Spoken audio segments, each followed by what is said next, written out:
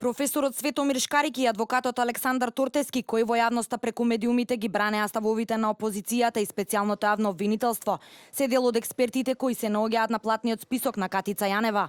Ова делумно го призна портпаролот на специјалното јавно обвинителство Ленче Ристовска на денешната пресконференција. Ристовска не потврди со сигурност кои се лица се наоѓаат на платниот список на СЈО. За Шкарики Туртевски рече дека мисли дека се на платниот список, но прво ќе проверела, па ќе доставела детална листа за ангажирани експерти. Освен овие лица, последниве денови најспоменуван е професорот на архитектонскиот факултет Мирослав Грчев, кој иако важи за близок до опозицијата, е ангажиран од специјалното јавно обвинителство како вешто лице во случајот ТНТ, поврзан со Космос, кој беше отворен за рушењето на станбено-деловниот објект на Фијат Цановски.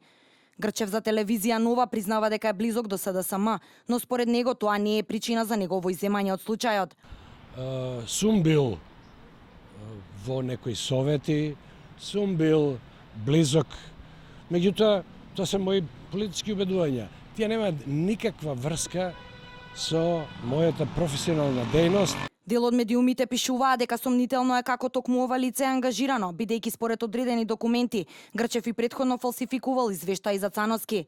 Според извештајот од просветниот инспекторат, тој во 2011 злоупотребил печати на факултетот, без да го информира тогашниот декан Тихомир Стојков. Професорот Грчев потврдува дека во 2011 преку архитектонскиот факултет бил ангажиран како вешто лице од Фијат Цановски за случајот Космос, но ги демантира тврдењата дека е злоупотребил својата професорска положба.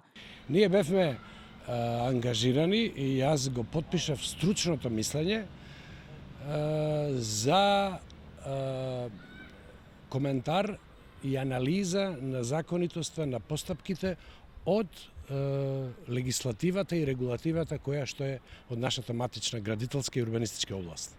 Писмо во кое што деканот, писмото е иначе смешно, во кое што деканот зборува дека чим тој не бил присутен, а тој бил на годишен одмор, ништо не може да се направи на факултетот, што не е точно. Секој знае дека факултетот има продекан за финансии, има друг продекан, има секретар, има администрација која што работи независно од деканот. Специјалното јавно обвинителство пак останува на ставот дека нема основи за изземање на овој професор како вешто лице. Ристовска на денешната пресконференција повтори дека Грчев бил назначен од архитектонскиот факултет и не е прекршена никаква законска одредба.